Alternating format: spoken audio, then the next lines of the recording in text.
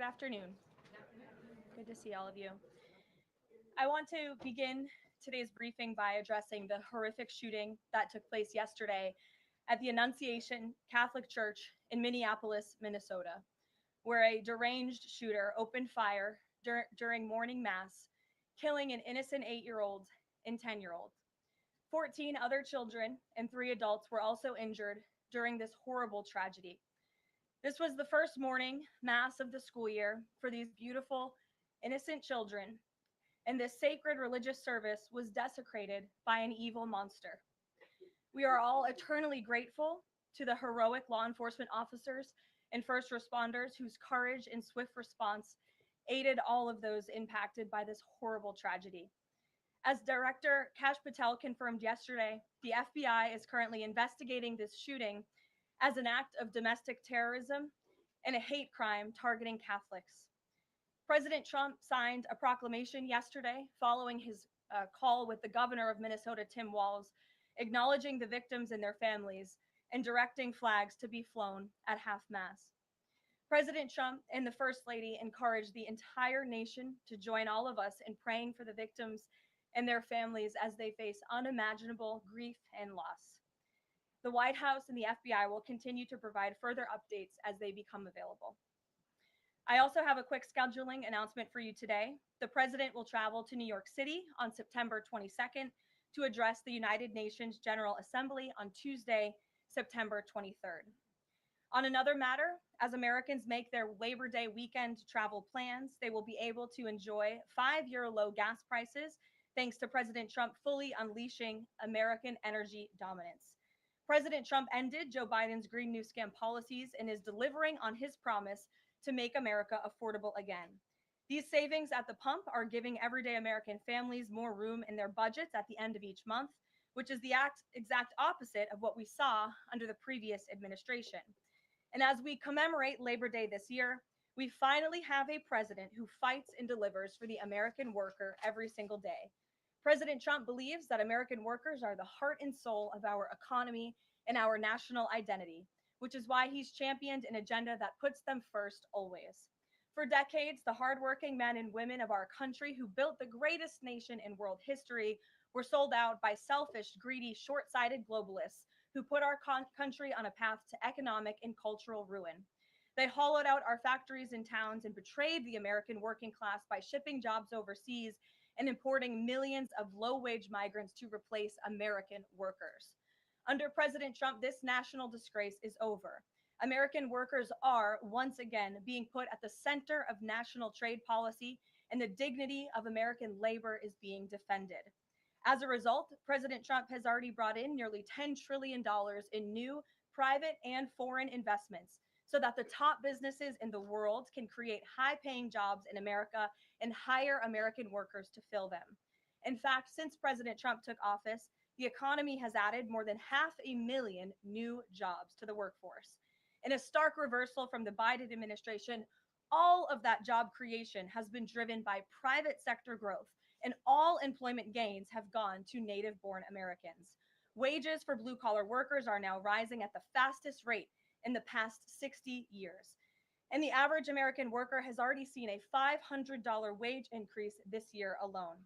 Thanks to the largest middle tax cuts ever signed into law by President Trump, with no tax on tips, no tax on overtime, no tax on Social Security, Americans in all 50 states will keep more of their hard-earned money. The average American taxpayer will see a tax cut of nearly $4,000 because of these pro-growth provisions, according to analysis from the Nonpartisan Tax Foundation. In other news, President Trump continues to deliver on his promise to restore law and order to our nation's capital. Since President Trump's intervention, there have been more than 1,283 arrests right here in the District of Columbia. Total crime in DC is down 19%, and violent crime is down 30%. Carjackings in the district are down 67%. Homicides are down 57%. Robberies are down 40%. Motor vehicle thefts are down 32%. And assaults with dangerous weapons are down 23%. And property crime is down 18%.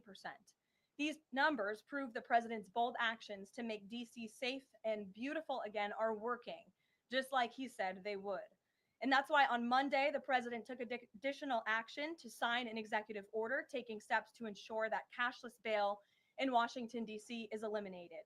For too long, D.C.'s reckless cashless bail policies have allowed dangerous criminals to be quickly released, which endangers everyone who lives in and visits our wonderful capital. No cash bail has also foolishly forced law enforcement to repeatedly arrest the same offenders over and over again, only for them to be released back into our nation's capital. This is the definition of insanity, and the president is seeking to end it. He also signed a separate executive order addressing the crime emergency in DC by instructing the National Park Service to hire additional United States Park Police officers to support public safety, and directing the U.S. Attorney's Office for DC to hire additional prosecutors to focus solely on violent and property crimes. So while liberal Democrats across the country continue to double down on their failed soft on crime approach, the American people, including local DC leadership, business owners, and residents, are rallying behind President Trump's crime crackdown. According to new polling, 81% of Americans say crime is a major problem in large cities across the country. And a clear majority of Americans believe the president's actions are justified and necessary to reduce crime in these cities. Indu Bhatia, who runs a liquor store a half mile from the White House here just down the street, is one of those Americans who are grateful for President Trump's public safety push. Indu recently told the New York Post that her store was robbed so many times that they had to spend exorbitant sums of money on security, jeopardizing her family's financial future. But thanks to President Trump's strong action, Indu said, quote, "All of my employees, including me, we feel much safer, and even our customers feel really happy when they walk into our store." And just yesterday, Washington, D.C. Mayor Muriel Bowser credited President Trump for surging federal law enforcement personnel and said neighborhoods, quote, "feel and are much safer." We thank Mayor Bowser for her cooperation and her willingness to help us make DC safe and beautiful. This entire effort has vindicated what President Trump and law and order advocates have been saying for years. And this is our message to Americans in Democrat-run cities nationwide. Decline is a choice. You don't have to live in constant fear of being robbed, raped, or murdered. Your leaders are lying to you, and they have been failing you for decades. The President Trump approach of upholding law and order by letting our brave men and women in blue actually do their jobs to aggressively fight crime works. In just a few weeks, President Trump has done more for DC residents than Democrats did in 50 years. And this can be replicated in other crime-ridden cities across the nation. As President Trump has said, all of these elected officials in charge have to do is pick up the phone and ask for the president and the federal government's help. President Trump doesn't care if they are a Republican or a Democrat leader. He wants Americans to be safe and for every law-abiding American citizen across the country to be able to thrive in their city and in their community. With that, I'll take questions. Here in our new media seat today, we have social media influencer, content creator, Brandon Tatum. Brandon, thank you so much for joining us today. Why don't you kick us off? Karoline, thank you so much for having me. I really appreciate it. And on behalf of everybody that follow me, the millions of people that follow me, I want to say thank you for making the sacrifice and dealing with some of the most disingenuous people on planet Earth at times. I have two questions. The first question is associated with the shooting that occurred the other day. And I want to ask the question of, we know that it's not a gun thing. Any rational person knows it's not a gun thing. We know it's a mental health issue. So I want to know from you, what is President Trump and the White House going to do to address mental health issues around the country associated with these shootings? And the second thing is Chicago. You know, anybody with, and I say with a connected brainstem, knows that Chicago's crime is out of control. And young black men are getting killed, laying dead in the middle of the streets every single day in Chicago. No president has addressed any of these issues. And so what is the White House going to do to address issues in their capacity to deal with the conflict and violence in Chicago? Sure. Well, to your first question about this shooting in Minnesota, right now, the administration is focused on helping the people of Minnesota. It's been less than a day, of course, since this tragedy happened. We have federal law enforcement on the ground assisting local law enforcement. This investigation is ongoing. There's still a lot of facts to understand about these circumstances. And so we're going to continue to do that. As for Chicago and cracking down on crime, It is a priority of this administration to ensure that American cities are safe again. And I'm so glad that you brought up the crime in Chicago, because we've been seeing the governor of Illinois parading out there saying that there's nothing wrong with Chicago. It's a great place to live. There's no crime there. He doesn't need President Trump's help. Well, I think the residents of Chicago beg to differ, and the statistics beg to differ. And I'll just share a few of those statistics with all of you. For 13 consecutive years, Chicago has had the most murders of any U.S. city. This is J.B. Pritzker's legacy, by the way. For 7 consecutive years, Chicago has had the highest murder rate among U.S. cities with more than 1 million people. In 2024, just last year, Chicago's murder rate per capita was 3 times higher than Los Angeles and nearly 5 times higher than New York City. That's more than double the murder rate in Islamabad and nearly 15 times more than Delhi. Out of Chicago's 147,899 reported crimes this year, that's how many crimes have been reported in Chicago since January 1st. There have only been arrests in 16% of them. These numbers are unacceptable. There have been more illegal guns recovered in Chicago than in New York City and Los Angeles combined. The number of reported motor vehicle thefts last year was more than double the number in 2021. And Chicago has also, just like DC, come under scrutiny over discrepancies in its homicide data reporting. So as bad as these numbers are, perhaps they are even worse. And this is Governor Pritzker's legacy. He should put politics aside. He should pick up the phone and call this president, who would be more than happy to do right by law-abiding American residents in the city of Chicago, and we hope that he will. Gabe, and thanks for being here, Brandon. Gabe. Caroline, thank you so much. First, on the firing of the CDC director, Sure. Who will replace her? And then also, overnight, the White House said that she did not align with the president's agenda. Dr. Menard's attorneys say that she refused to rubber stamp unscientific, reckless directives and fire dedicated health experts. What specifically did she do wrong? Look, what I will say about this individual is that her lawyer's statement made it abundantly clear themselves that she was not aligned with the president's mission to make America healthy again. And the secretary asked her to resign. She said she would, and then she said she wouldn't. So the president fired her, which he has every right to do. It was President Trump who was overwhelmingly reelected on November 5th. This woman has never received a vote in her life, and the president has the authority to fire those who are not aligned with his mission. A new replacement will be announced by either the president or the secretary very soon. And the president and Secretary Kennedy are committed to restoring trust and transparency and credibility to the CDC by ensuring their leadership and their decisions are more public-facing, more accountable, strengthening our public health system, and restoring it to its core mission of protecting Americans from communicable diseases, investing in innovation to prevent, detect, and respond to future threats. That's the mission of the CDC, and we're going to make sure that folks that are in positions of leadership there are aligned with that mission. Briefly on another topic, alligator Alcatraz. Last week, a judge on an environmental concerns lawsuit said that the administration had 60 days to wind down operations there, state officials did. Now, the administration has not been shy in fighting back against what it calls activist judges, but why is it backing down this time? We're not backing down. We've always said that we are going to continue to fight in the court of law for what's right, because we know that what this administration is doing with respect to all policy, but also immigration policy, is above the books, and we're abiding by our nation's immigration laws. And we think it's despicable that an activist judge has inserted themselves in this migrant detention facility to the point where DHS is now having to relocate these illegal immigrants to other detention facilities around the country. That is an unnecessary burden on the Department of Homeland Security and these agents who should be removing these criminals from our community. That's what the American people elected this president to do. So we've always maintained, Gabe, we're going to comply with court orders, but we're also going to fight back on them on the merits of the law. And DHS is in compliance while we disagree with this decision, and we'll continue to fight it in court. Let's go to... Hey, Go ahead. Thanks so much. So just following up on the CDC firing, Sure.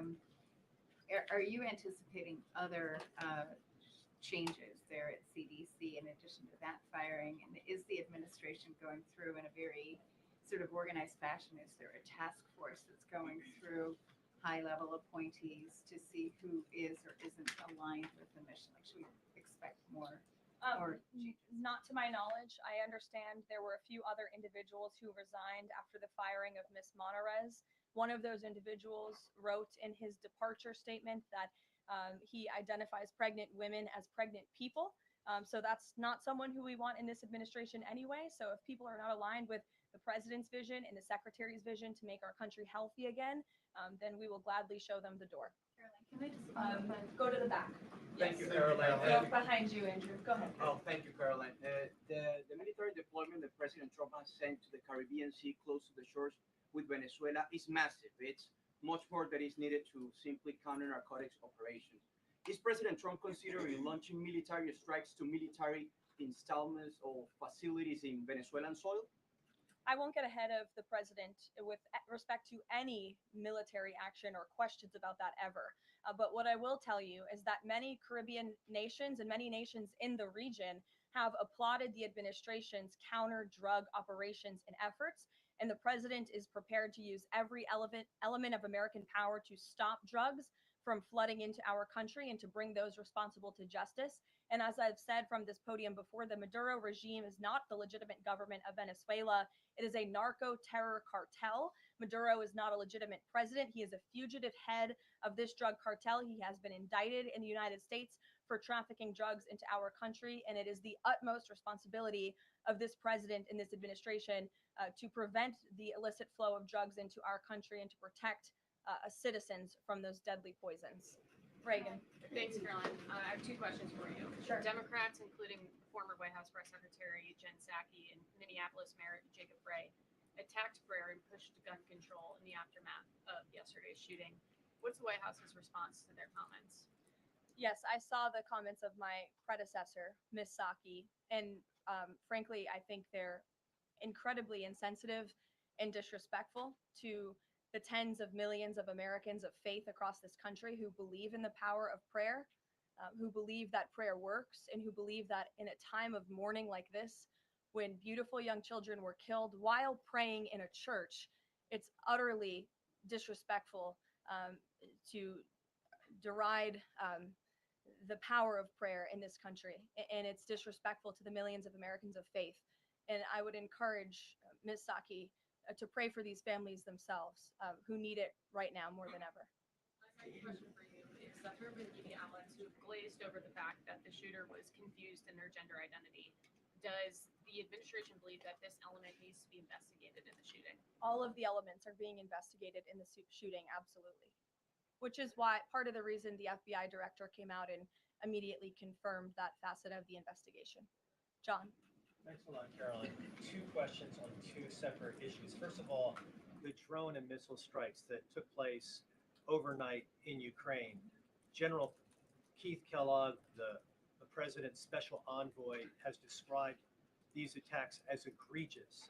Do you agree with that description? And do you view President Putin as an impediment to getting peace between these two countries? Well, it's not about if I agree, it's about what the president thinks. And I know what the president thinks because I talked to him about this. He was not happy about this news, but he was also not surprised.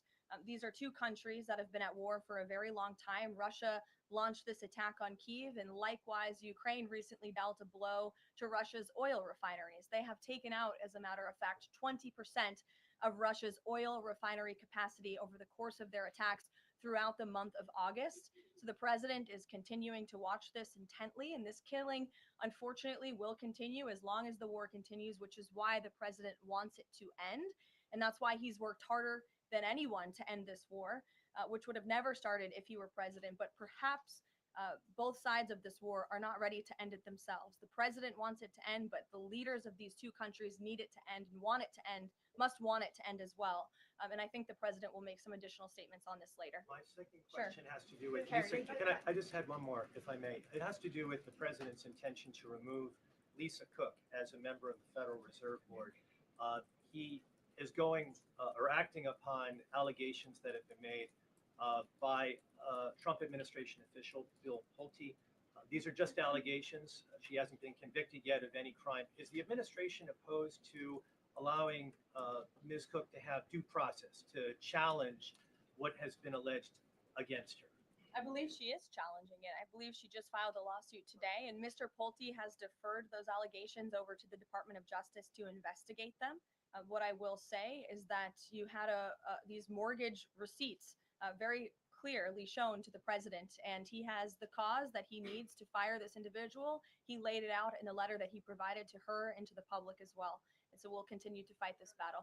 Carrie. Hi, Caroline. So the president just announced that he wants to have a convention right before the midterms next year. The DNC has countered that they too want to have a convention right before the midterms as well.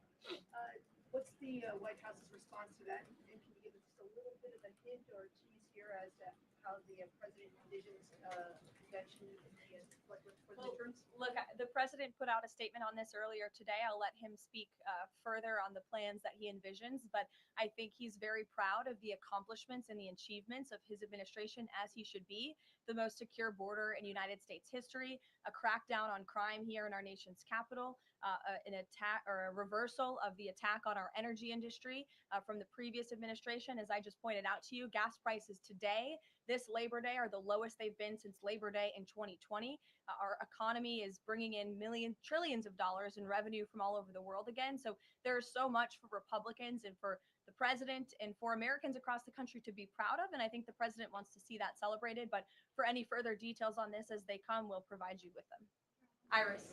Thank you, Caroline. Two questions on the shooting. What's the administration's message to some concerned parents across the country who might be now worried about their kids' safety in light of the latest incident? We completely and totally understand the concerns of parents across the country. This tragedy it's heartbreaking. As a parent myself, there are no words to describe just the heartbreak that these families must be enduring. Which is why the president and the first lady have encouraged everyone to continue to pray for these families and these victims. And it's why this administration is focused on removing public safety threats from our communities. And in fact, I can share with all of you that last night in Washington, D.C., when arrests were being made, there was an arrest of a juvenile right here in D.C. in Ward 7 for threats to kidnap and injure, receiving stolen property, possession of a large capacity feeding device, unlawful possession of firearms and ammunition. A search warrant was executed, 7 firearms were recovered, and the juvenile was arrested after an investigation was initiated based on social media posts allegedly threatening violence towards a school.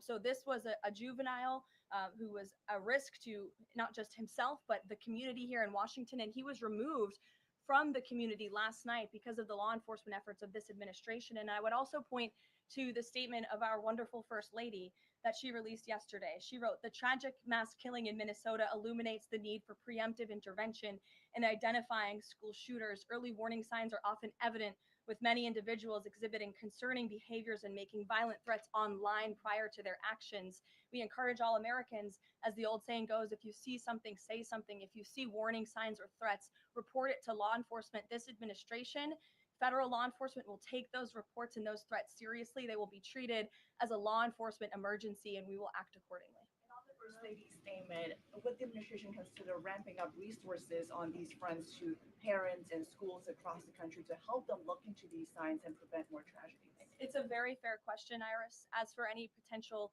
future policy decisions or funding questions, it's just been over 24 hours since this tragedy occurred. Right now, we're focused on the FBI and their investigation and covering all the facts, and we'll leave those very important policy discussions to another day. Thank you, Caroline. Go ahead.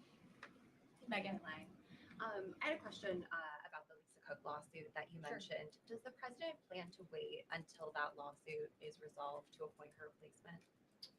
I will leave that to the president to make that decision in that announcement himself. Brian. Thank you, Caroline. 2 questions.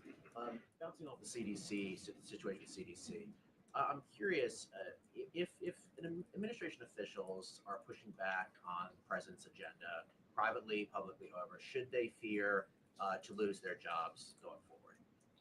Look, I think if you're doing your job well, and if you are executing on the vision and the promises that the president made to the public who elected him back to this office, then you should have no fear about your job. Just do your job. That's what this president wants to see.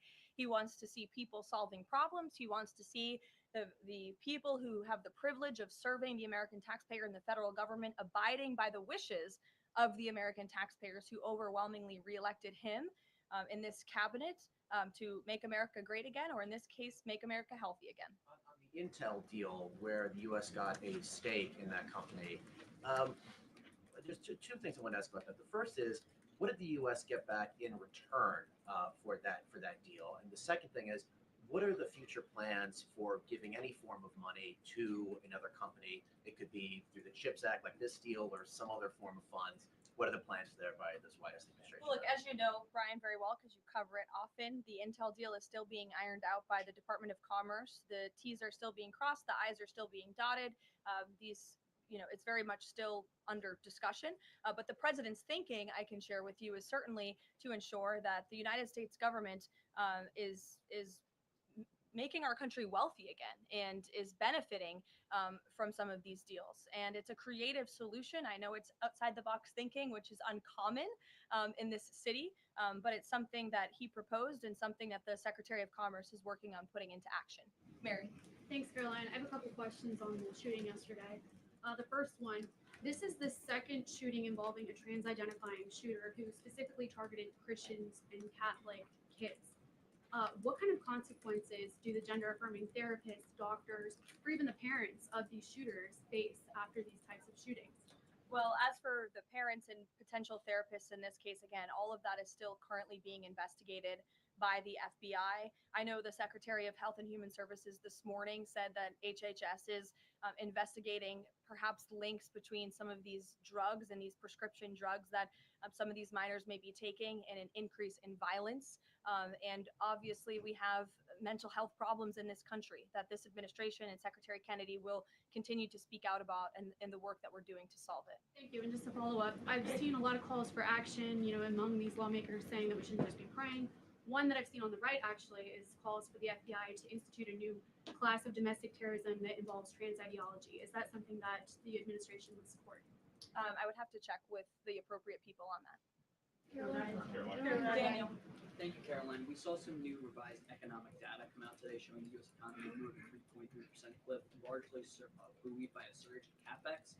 What's the White House reaction to this, and is this sort of the president's vision beginning to come to life after the Big Beautiful Bill is passed in July? Yes, I mean, look, we did say that once the Big Beautiful Bill was signed into law, we're going to see the effects of this massive pro-growth piece of legislation.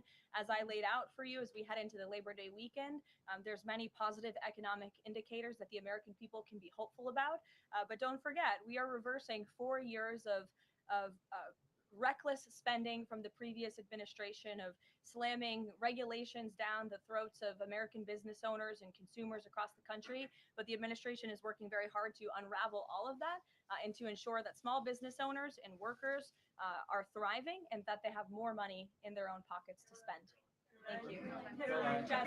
Thanks so much, Caroline.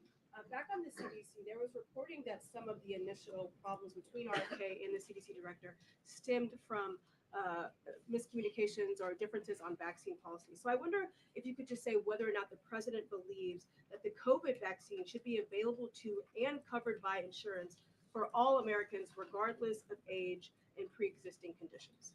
What I will tell you is that the FDA recently revoked the emergency use authorizations for 3 COVID vaccinations while simultaneously greenlighting 4 new COVID-19 vaccines with 2025 and 2026 formulas.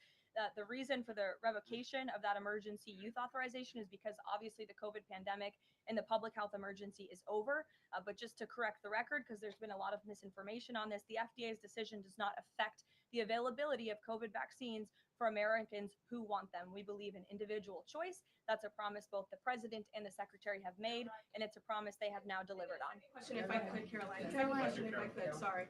I wonder if you could answer why the president hasn't acknowledged the shooting at CDC headquarters that took place earlier in August, where a police officer was killed, and it was reported that the motivation for the shooting was somebody who was really unhappy with the effects of the COVID vaccine.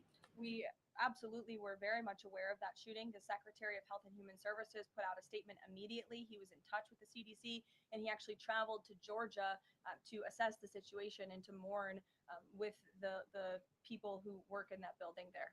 So, go ahead. With respect to Labor Day, one of the most underrepresented groups right now are police officers. 30,000 police officers short in America right now. To Brandon's question, 1,300 short in Chicago, 3,000 short in New York, 500 short here in Washington, D.C. What can the White House, what can the president do to help recruitment of police officers? He's done well with the military and border patrol. What can be done to get more police officers on the streets of America?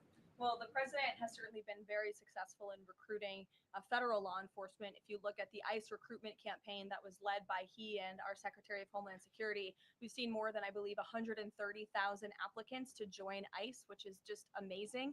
There's more applicants now than there are jobs to fill, and we're very grateful for that. Clearly, Americans want to serve their communities. They just need a leader who encourages them to do so. So maybe Governor Pritzker should spend less time demonizing the police, more time trying to recruit more police, and more time trying to call the president of the United States to get crime in his city under control. The president wants to allow law enforcement, whether it's state, local, federal, to do their jobs, to arrest criminals, to put them behind bars, and to remove public safety threats from American communities. He'll continue to do that. Thank you, guys. Thank